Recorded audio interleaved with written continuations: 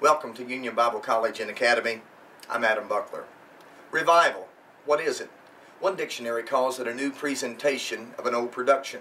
Another refers to it as a time of renewed interest in religion.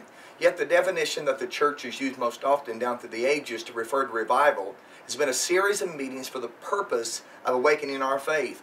A meeting characterized by impassioned preaching and fervent public testimony. Many of the greatest moves of God in the past begin with revival, both scheduled and unscheduled.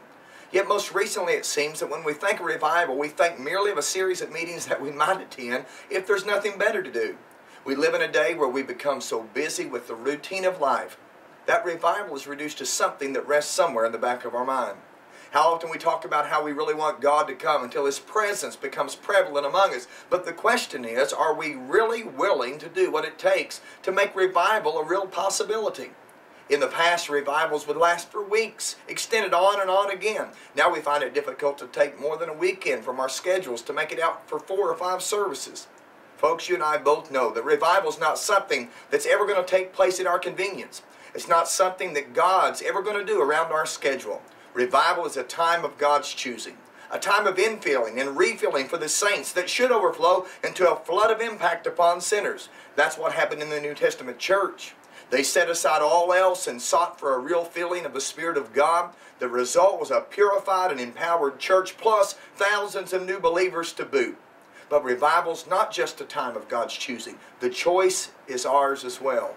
Throughout history, revival has come when God's people got tired of being empty and dry and chose to do something about it.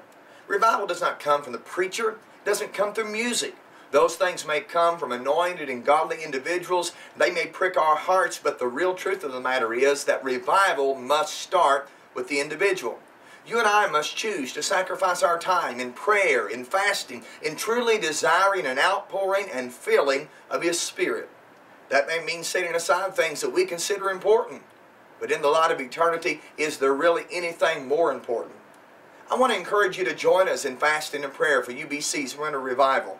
It begins next Tuesday, January the 13th, and runs to the 18th, unless God would lead otherwise. Brother James Barnard, pastor of Victory Chapel in Frankfort, Indiana, will be ministering to us.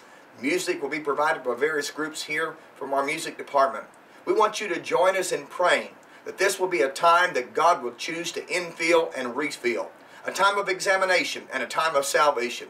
A time that you and I will choose to push pause on the busy schedules and seek God for real revival. If it is absolutely impossible for you to join us here on campus, we pray that you'll tune in via live streaming at ubcaudio.com. Morning services will take place Tuesday through Friday at 10:45 a.m. and evening services each night Tuesday through Sunday at 7 p.m. We hope to see you here, and we hope that you'll join us in prayer for UBC Winter Revival 2015. On behalf of all of us here at Union Bible College and Academy, I'm President Adam Buckler.